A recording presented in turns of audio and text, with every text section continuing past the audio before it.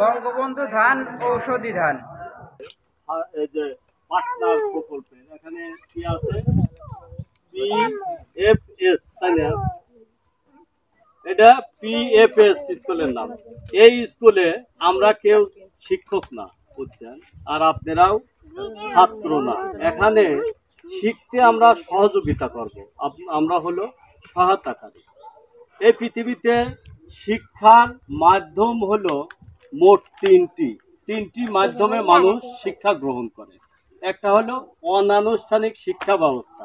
এই অনানুষ্ঠানিক শিক্ষা ব্যবস্থা কি, বুকে দুধ খাওয়া বাচ্চা ধীরে ধীরে বড় হতে থাকে, তো একাই শিখতে থাকে সব কিছু। কেউ তাকে হাতে ধরে শেখা দেয় না, এইটা দরজা, এইটার জানালা, এটার নাম ভাত, এটার নাম পানি, এইটার নাম এইটা, বা এটার নাম উঠান, এটার নাম আম গাছ। ধীরে ধীরে দেখা যায় একাই শিখে যায়, বা ভুলের মাধ্যমে শেখে। ওটা ছোট থেকে শিখলো, বড় হয়েও কিন্তু এমনি মানুষ শিখে যায়। মনে করেন আপনি একটা শোনেন, এই শিক্ষা ব্যবস্থা যেটা অনানুষ্ঠানিক শিক্ষা, মানুষ কিন্তু সেটা চলতে ফিরতেই শিখে যায়। আর আরেকটা শিক্ষা ব্যবস্থা উপানুষ্ঠানিক শিক্ষা। এটা হয় কি, আগে এক সময় ডোল পিটা হতো, বাজারে বাজারে ডোল পিটা হতো যে অমুক জায়গায় জালসা, সবাই আসো, ইসলামিক কথা শেখানো হবে, অমুক জায়গায় অমুকটা, তোমরা আইসা সার্কাস দেখে আসো, এটা ঢোল পিটা হতো।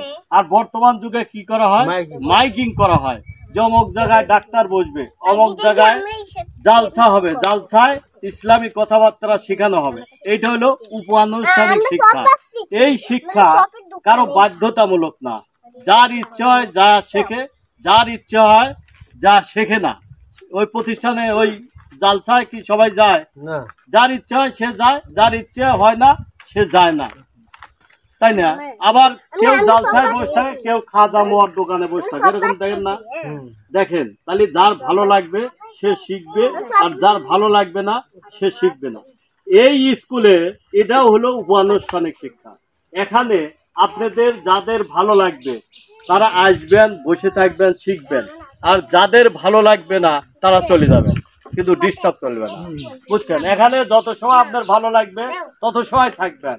ভালো যখনই আপনার লাগবে না, উঠে চলে যাবেন, আস্তে করে চলে যাবেন, সমস্যা নাই, চলে যাবেন। এটা হলো উপানুষ্ঠানিক শিক্ষা, বাধ্যতামূলক না। আর একটা হলো বঙ্গবন্ধু ধানের জিং আছে। বিদ্যালয়ে শেখানো হয়, একটা নির্দিষ্ট বই পড়ানো হয়, এক ক্লাস থেকে আরেক ক্লাসে উঠানো হয়, না পড়লে পিটুনি দেওয়া হয়, পড়ার চেষ্টা করানো হয়, বাধ্যতাভাবে পড়ানো লাগে, নিয়মিত সে প্রতিষ্ঠানে যেতে হয়। সেটা হলো আনুষ্ঠানিক শিক্ষা। আনুষ্ঠানিক শিক্ষা কিন্তু সবচেয়ে কঠিন। আপনার ওখানে যেতে হয়, নিয়মিত যেতে হয়, একটা নির্দিষ্ট বই পড়ে সেটা পরীক্ষা পাস করতে হয়, উপর ক্লাসে উঠতে হয়, এইভাবে আনুষ্ঠানিক শিক্ষা। তাহলে এই শিক্ষাটা বাধ্যতামূলক। আপনাদের শিক্ষাটা বলেন না কেন বাধ্যতামূলক? যার ভালো লাগবে সে শিখবেন, যার ভালো লাগবে না সে চলে যাবেন, ঠিক আছে?